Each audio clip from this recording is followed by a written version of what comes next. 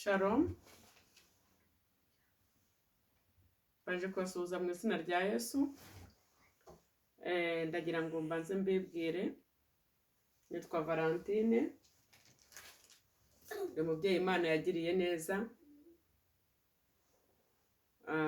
yangiriye icyizere mu murimo wayo.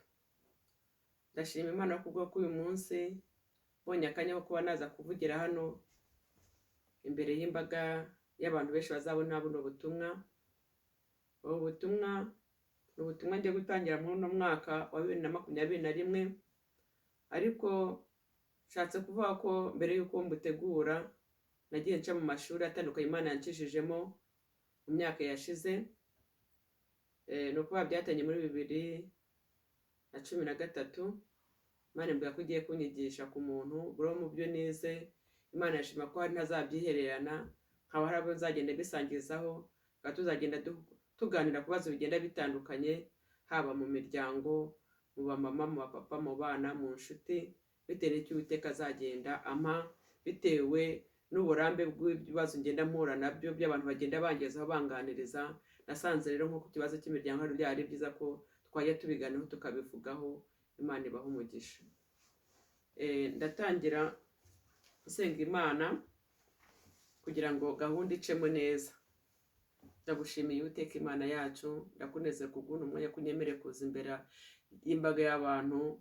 Mana, icyo ndi bubwe ndakunyuza kugira ngo gisohoke mu bushake bwawe, unyeze untunganye imbere ya byose ko ndi buvuga ijambo ryawe kugira ngo abantu babashe kumva aho wadukuye n'aho tugejeje. Mana, ndagushimira kuri ino saha kuno mwanya kugira ngo umanukire kungirira neza, nyeze untunganye ukure mu kanwa kanjye ibidatunganye, ko ijambo ryawe ritubwira ngo abagusenga Mana bakuvuga bavuga izina ryawe banze bitandukanye n'ibidatunganye. Kuraho ikibi cyose muri njye Uwiteka, ikitaguhesha icyubahiro mu kanwa kanjye gikurweho mu izina rya Yesu, kandi nawe ugaragare nk'Imana hano hantu ugaragara utugirira neza. Ndagushimira kubw'uyu mwanya kuje kuba natwe kutugira neza kuva ino gahunda izatangira kugeza igihe uzabishakiye. Mana, iyi gahunda niwe wayiteguye, ntabwo byavuye mu bushake bwanjye, ntabwo byavuye Uwiteka Mana mu bushobozi mfite, ahubwo niyo mpamvu ngira ngo uzushoboze mu kanwa kanjye ibyo nzajya mvuga ibyo biza bishyizweho. Uwiteka Mana, imbaraga nawe ushoboze muri byose. Bisenze nizeye ko nzabonera umugisha ku bazabasha kunyumva no kunkurikira, mu izina rya Yesu ushimwe urakoze, amen. Kubw'uyu mwanya rero ndashima Imana kubw'icyizere Imana yangiriye ikanshyira mu murimo wayo. Ndashima Imana ko uno munsi wa none ni umunsi wa mbere ko nongeye kuba nabasha kugira icyo mvuga imbere y'imbaga y'abantu benshi bazabona buno butumwa. Nagize umutwaro muri njye wo kumva ko nk'uko Imana yampamagariye gukora umurimo wayo nawukomeza ngira umutwaro, ariko noneho mpawe igitekerezo cy'ijambo rivuga ngo agaciro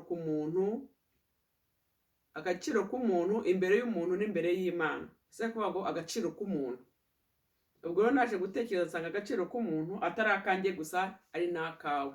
Ariko turatangira dusoma ijambo ry'Imana hano riri mu gitabo cy'Itangiriro igice cya mbere. Ntabwo ndi bugisome cyose, ariko reka dusome titire y'aya magambo. Haravuga ngo Imana irema isi n'ijuru n'ibirimo byose. Imana yaremye isi n'ijuru, mu byo yaremye indemamo nayo kuremamo. Komeza dusoma umurongo wa 26. Mbere nyihangane hano hantu ndi arasa nkaho atabona neza amatara yanjye, nta rumuri rwishe kurura. Nagerageje buryo ki mbese byamfasha, kuko hanze naho hari umwijima, kuko igihugu turimo turi mu gihe cya neje, haba hasa nkaho hijimye, ariko ibyo ntibyatuma umurimo w'Imana udakorwa. Turakomeza dusoma Itangiriro igice cya mbere umurongo wa 26. Haravuga ngo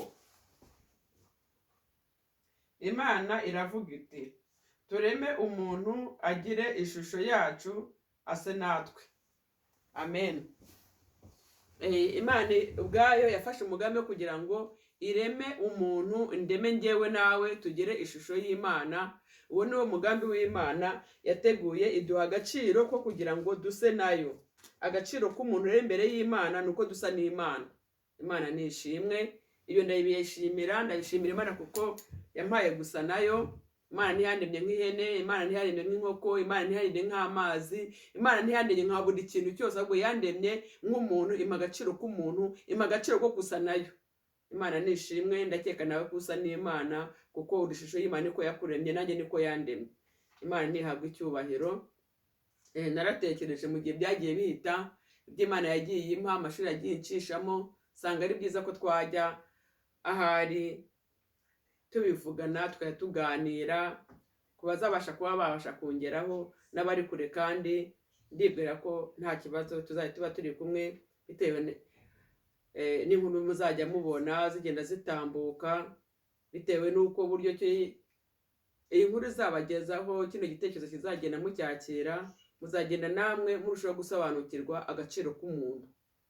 Nashimye Imana kuba yarampaye agaciro k'umuntu. Hano mu itangiriro igice cya mbere harerekana buryo ki Imana yaremye isi, ikayirema, ikaremushyiraho buri kintu cyose, noneho yarangiza igashyiraho umuntu, igafata gahunda yo kugira ngo ase nawe agire ishusho nkayo, mbese muha agaciro.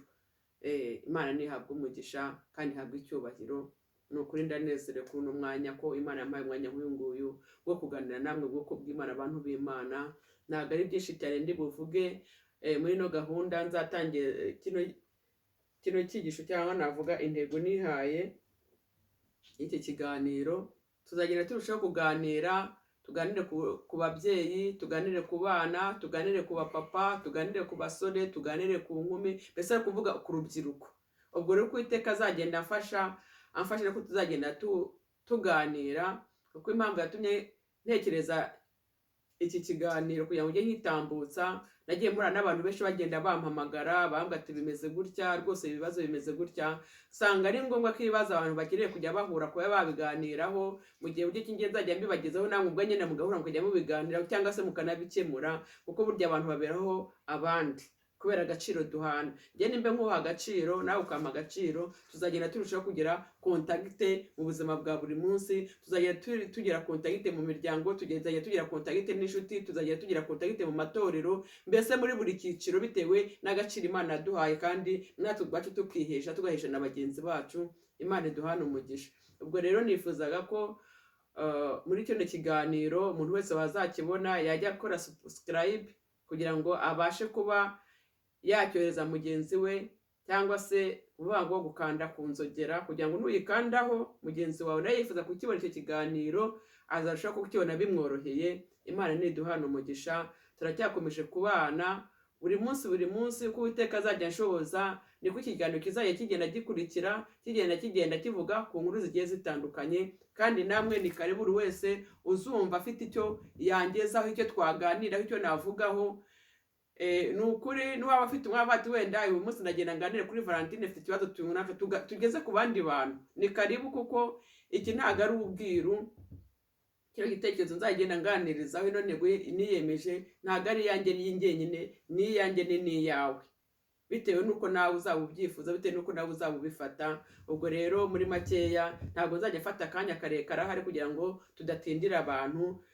Ubu byari itangiriro, wenda ubutaha sinzi ngo Imana izamuha umwanya ungana gute, ariko ubu yari nk'igihe cyo gufungura, byari nk'igihe cyo kugira ngo ntange ibyo Imana yanyigishije, nanjye ntangire mbishyire mu bikorwa. Ahari sinavuga ngo ni stage, ahari n'aba ntangiye, wenda se akazi kakazatangira mbere, kuko burya stage, umuntu atangiye stage cyangwa kwitoza no kuvuga ngo biba birimo kugenda bishyira mu kazi. Imana nihabwe icyubahiro. Ndabashimiye kuko mwabashe kuba umwabanye nanjye, mubashe kunkurikira kuri iki kiganiro. Mujye munsengera kugira ngo kizagumeho kandi kizabyare umusaruro, kugira ngo kizagere aho kizageza ku bazabasha kucyumva, nanjye ubwanjye kandi babasha kugikurikira neza. Ndumva nzahabwa umugisha n'Imana. Murakoze. Uwiteka abishimire. Ciao.